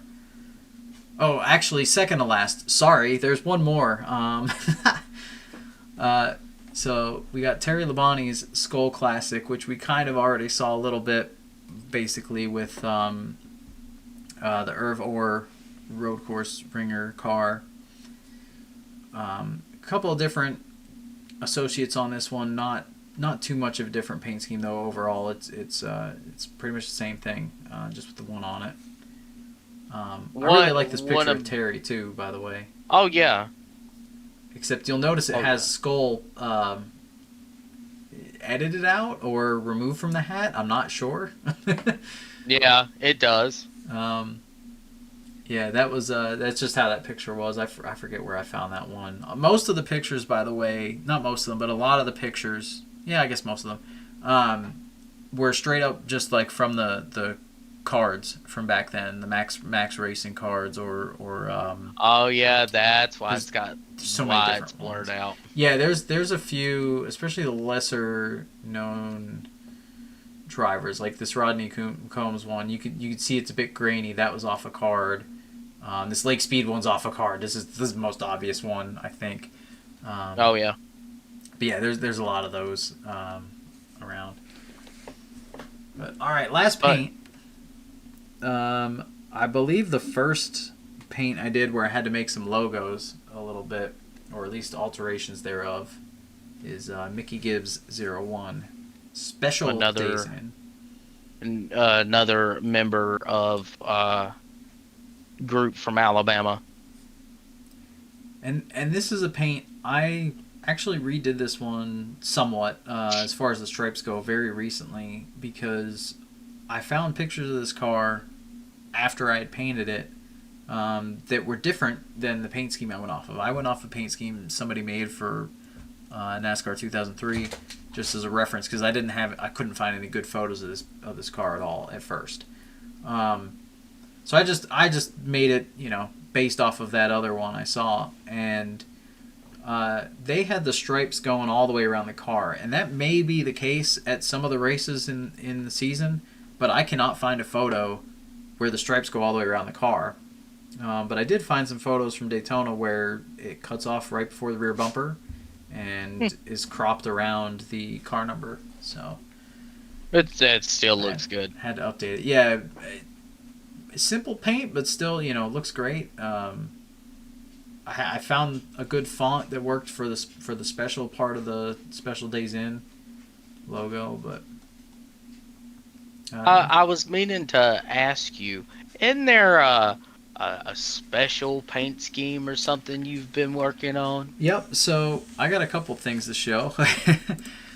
I thought I would bring that up. Yep. Give me a moment. We'll load them up. Okay. So first of all, for my career mode only, I have a paint scheme for my dad, which is his actual paint scheme he ran in 1988. That they painted up to look like Dale Earnhardt's car at the time.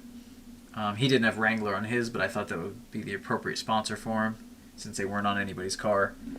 But he'll be in my career mode. He will not be part of the download. Or maybe I will. I don't know. We'll see. But they painted his car to look like Dale's, and then after they painted his car, or maybe it was right after they purchased the paint, but before they painted it, is when Dale announced for '88 that he would be. They showed his new car, his first, black GM Goodwrench car. So Rockingham. Yeah, so it was funny because my dad had all that stuff lined up for the next year, and had all that stuff ready to go, and was moving up a division at the time, and didn't know Earnhardt was going to reveal a new car and a new sponsor and all that. So it was kind of funny how it worked out. So he ran this paint that year, but that's what I have for him on the game here. But let's see, what else do we got? So next, yeah. So here's my career car. You don't know about this. Oh wow. Very nice. By chance, I got Valvoline as the sponsor. I like how you did the headlights. That's cool. I like that touch to it. Neato. Yeah, and I split the Valvoline colors there. And it's funny because when I had the sponsors, I picked based on like the requirements for trying to appease the sponsors. And I was mad at the time that I picked them. And I only picked early because I wanted to have a full paint scheme for the stream and for the everything. But oh yeah, I was mad at the time because I had Hardee's as an offer, and I was like, I want to run a Hardee's car. But I didn't like their requirement, and Valvoline's had a better requirement. Then after I picked it, I was like, oh, I got a great idea for a paint scheme, and I think it turned out fantastic. Oh yeah, I would love to see show you my car as a surprise, because you haven't even seen my car yet, have you? I saw the flat. I haven't seen it in game. I do have to load it up though. We will do that. I have a way to do that, so don't worry. There's one more. Did I pass him? Where is he? Uh-oh. I might have to do a reload. Oh, the big reveal. Nope, there he is. I painted man. A Tim Richmond Old Milwaukee car. Part of the what if is that instead of passing away from his illnesses, he recovers, and what if he recovered and came back to NASCAR driving for Rick Hendrick in the number 46, which Hendrick, I mean, Gordon almost had this number. They had the number for the movie. The movie was made after Tim Richmond, or the Colt Trickle was, based off of Tim Richmond. Thank you. So this, I felt like it was appropriate that he be reunited. And we debated on putting Valvoline on his car, and I'm kind of glad we didn't because I ended up getting Valvoline on my career mode, so it kind of worked out. I mean, it's appropriate. Yeah, it works out. It definitely works out. Yeah, I mean, we do still have Valvoline on this one as the associate. And the paint scheme, there's two versions of this. The other is just inverted colors, the red and the gold, or I never know what to call that color, but that khaki color is swapped. Pretty basic paint, but I feel like, I mean, you look at any of his paints, they're usually just solid red. So, regardless of what sponsor he had, actually, the old Milwaukee or Folgers, they just had a solid red car at the time. So yeah, he did. Yes, he did.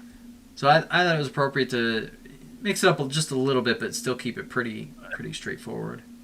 Oh yeah, we had to add Tim Richmond because Tim Richmond is a legend in himself. Him and Harry Hyde, Rick Hendrick, and the guys just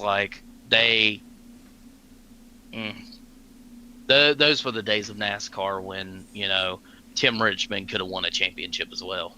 Oh yeah, for those who aren't aware, go watch some videos, not on all of the controversy. I mean, you can, but watch some videos on his talent level. I mean, the guy straight up, while he was out with what they thought was pneumonia at the time, when he came back, dude was out for a full year, basically. Maybe a little longer than that. He comes back. Came back and wins eight races. But he came back. His first two races back, he won back to back. Mm-hmm. And the third race, if I remember right, he was leading till he blew a motor or broke apart or something. I feel like he was almost had three in a row after missing an entire year of racing. Just hopped right back in and went right to the front. Insane. It was a credit to not only Tim but Harry Hyde and I said Rick Hendrick and everybody who worked on that race car. Absolutely killed it. Absolutely killed it. Yeah. And what Falcon suggested if I did a Valvoline scheme for him with the 46 was to do the Al Unser car that was going to run Daytona. That actually did run the Daytona. Oh, I thought he Yes, DNQ'd. he did. No, Okay, you're my right. mistake. He did. Oh, wait, I did. Okay. It's thrown up in the air. It sounds like he made the race or he didn't make the race, but that car showed up. It was Al Unser Jr. It was the 46 car. It was beautiful, slate gray.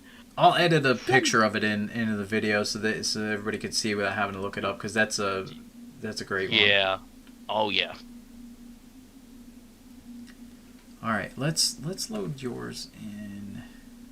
Yeah, I think mine would be a little different. I believe it's super interesting. Maybe a little story behind it of why I did it. Oh gosh. Oops. Go ahead. So at the time, Steve Park drove the 14 car for DEI. This was 1996. Had Burger King on the car. So I kind of took inspiration of that and a little bit of inspiration from Bass Pro. I shop at Bass Pro a lot. So, the meme of shut up, take my money from Fry from Futurama type deal. That's what I am to Bass Pro. So, I mean, it feels appropriate to do this car. To put the DEI logos on it. Most people don't know that DEI was running way before then in the Cup Series. or in the Xfinity series, and I just love this car. It just says me, you know. All right, so it's gonna be in the wrong spot, but That's all right. you randomly got Ward Burton though. Hey! I mean, my family's genius, so it works out. But the camouflage is Realtree camouflage. I put the mom and pop sticker, Bass Pro, Tracker Boats. If you look on where the post is, the B post, there is a Marine Corps logo on there. People don't know. I was at one time in the Marine Corps, medically discharged, unfortunately, but you know, I still got a rep, you know, my branch of service. So I like how you got the logos and the Lumina fit in that space like so perfectly. I kind of like how that's it took stacked. a little. It took a little, you know, copy pasting, and my signature is up on the door. I had to that was a trick to do, but that was fun. So to see this car, you know, in the '90s mod, is really kind of cool though. Yeah, man. Well, I think that's gonna do it for us. I'm probably gonna. I mean, everybody watching this at this point knows, but I'm probably gonna do this as a separate video. I think only because I don't want people to click on the 1990 mod video, see that it's 2 hours long, and think, "Oh God, I gotta watch 2 hours of a video just to install this." So this is gonna be a bonus video. This is gonna be like our podcast style, covering everything 1990 and a little bit beyond that on some of our topics. So. If you listen to the whole thing, extra appreciation for doing so. Heck, if you got here, comment down below. Let us know what your favorite paint scheme is now that you've seen all the ones we have, and you know who your favorite driver of 1990 was. And if you don't have one, maybe we help sway you a little bit with some of the stories. So let us know in the comments what you guys think. If you made it this far, if you've made it through, that's how I'll know that you made it through. Is if you you know, let us know what your favorite paint is and who your favorite driver is. Oh, I wanted to say, AJ, thank you for having me on. I greatly appreciate it. Talking about NASCAR history on your channel, it means a lot to get my you know, stories out there or racing knowledge for people to know. Yeah, and I mean, and this stemmed from us talking way too long on Discord while I was trying to paint or play a game or something. We were talking 90s NASCAR for hours, and it was honestly like enjoyable, but at the same time I was like, I need to get this done though. So there were times I didn't pop on Discord because I was like, as much as I enjoy the conversation, I'm gonna end up pushing the pack back so much later if I don't get some time to focus on it. But no, I appreciate you know, your help and your knowledge and our discussions as well. It's been a lot of fun up to this point, and honestly, like that sort of stuff, if you're part of the community and you're not vocal about you know, any of the mods that we've made up to this point, and any of the stuff, if you haven't been vocal about your enjoyment of it or how much you appreciate it, please do so, because those really motivate myself and others to work on more things. And anybody who's tried to take on any sort of big project of literally anything, knows that motivation is key.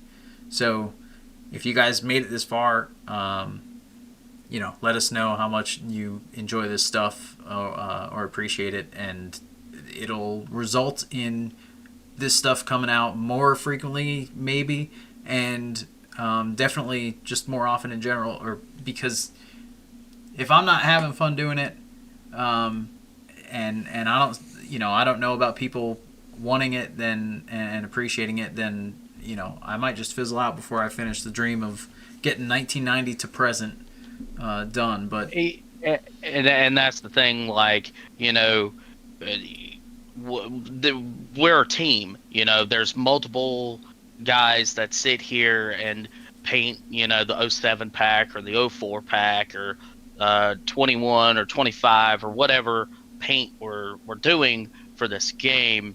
And, I've come to realize that it takes a whole lot more effort and time to do this for enjoyment, to see people happy, to bring back nostalgia to fans of, some of these guys that are gone. So we got to enjoy it. And, I enjoyed doing this. I really did. Yeah, and I mean, the whole dream of, this game, everybody loves the silly season and the multi-year career, and, you can run this mod with the regular silly season as long as you on-check overriding the years with the tool and set your career mode up so that it starts in 1990, which I'll cover those two things in the video, in the other video. But you can run the career with retirements from 1990 if you want. Like, let the game still pick them out from 90 onward, or you could do what we're hoping and play 90.